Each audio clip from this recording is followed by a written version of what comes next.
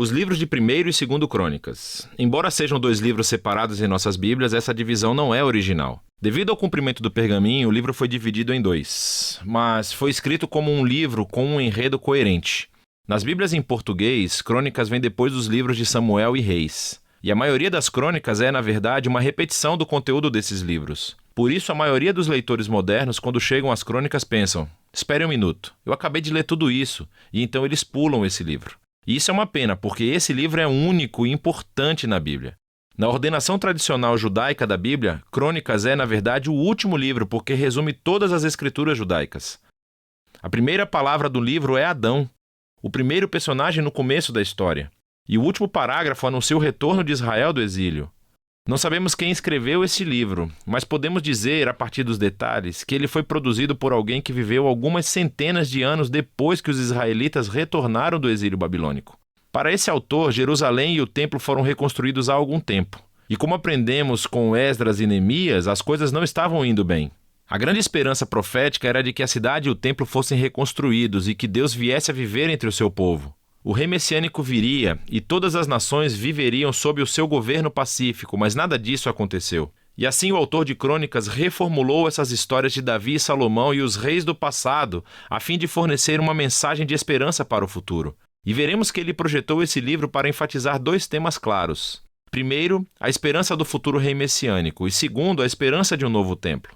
Vamos nos aprofundar e você verá esses temas no livro. 1º Crônicas começa com 9 capítulos de genealogias, longas listas de nomes. E você vai ler isso e pensar que é meio chato, e pode ser verdade, mas tudo isso é muito, muito importante. O autor está resumindo aqui toda a história do Antigo Testamento, nomeando todos os personagens principais das histórias. E ele molda as genealogias para enfatizar 2 linhagens principais. A primeira é a linha do prometido rei messiânico. Então, muito espaço é dedicado a traçar a linhagem de Judá, que chegou até o rei Davi, a quem a promessa messiânica foi dada. E a partir de Davi, o autor traça essa linha até o seu próprio dia. A outra linhagem da família que recebe muita atenção aqui é a do sacerdócio, os descendentes de Arão, que, é claro, serviam no templo. E assim, desde o início, você pode ver os 2 temas principais. Os autores esperam que o Messias venha construir um novo templo, e isso tem raiz nessas antigas genealogias. Depois disso, o autor avança para as histórias sobre Davi. E a maioria dessas são conhecidas do livro de Samuel, mas, novamente, há algumas diferenças muito importantes.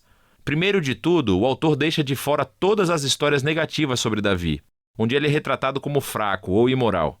Por exemplo, quando Saul perseguiu Davi pelo deserto, ou a história do adultério de Davi com Batseba, seguida pelo assassinato do marido dela. Essas ficam de fora.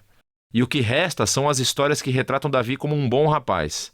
E não só isso. Há também material novo que você não encontrará no livro de Samuel, que mostra Davi de uma forma muito positiva. Então há um grande bloco de capítulos onde Davi faz preparativos para o templo. Ele organiza recursos e construtores, os levitas e os coros. E não apenas isso, o autor também retrata Davi como uma figura semelhante a Moisés. Deus deu a Davi planos para a construção do templo, assim como deu planos a Moisés para a construção do tabernáculo. Então, por que todo esse novo material sobre Davi? Tentando esconder as falhas de Davi, ele sabe que qualquer um pode ler sobre elas no livro de Samuel. Em vez disso, ele está tentando retratar Davi como o rei ideal, a fim de fazer dele uma imagem, um tipo de futuro Messias da linhagem de Davi. É muito semelhante à maneira como Jeremias ou Ezequiel falaram do futuro Messias como um novo Davi. E isso fica mais claro em como o autor reconta a história da promessa da aliança de Deus a Davi em 1 Crônicas 17. Ao comparar a história com seu paralelo em 2 Samuel 7, você verá que o autor das crônicas está destacando que nem Davi, nem Salomão, nem nenhum dos reis de sua linhagem eram um rei messiânico. E quando o Messias vier, ele será um rei como Davi. E assim, para esse autor, as histórias sobre Davi do passado são o que sustentam a sua esperança para o futuro. Depois que Davi morre, passamos para a 2ª crônica, que se concentra nos reis que moravam em Jerusalém. E, novamente, há muita semelhança com o 1º e 2º reis, mas existem muitas diferenças importantes.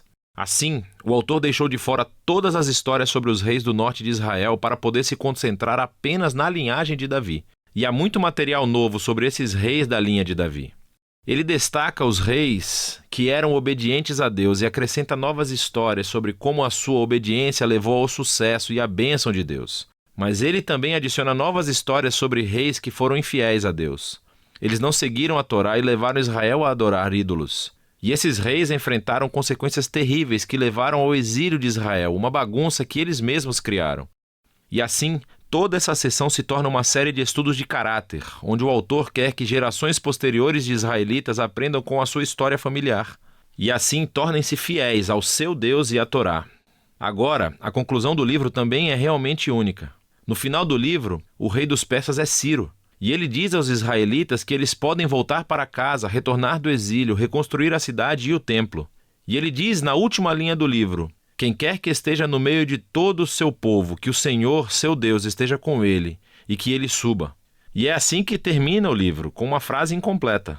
Agora, é claro, o autor sabe sobre o primeiro retorno do exílio e as histórias de Esdras e Neemias. Mas claramente, em sua opinião, as esperanças proféticas de Israel não foram cumpridas nesses eventos.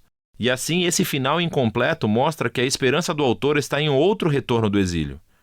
Quando o Messias vier finalmente reconstruir o templo e restaurar o povo de Deus. E assim, o livro das Crônicas, o livro final das Escrituras judaicas, termina direcionando o leitor para o futuro. Ele chama o povo de Deus para olhar para trás, a fim de olhar para a frente, porque o passado se tornou a fonte de esperança para o futuro. Assim, Crônicas conclui o Antigo Testamento como uma história em busca de um final, e é disso que se trata esse livro.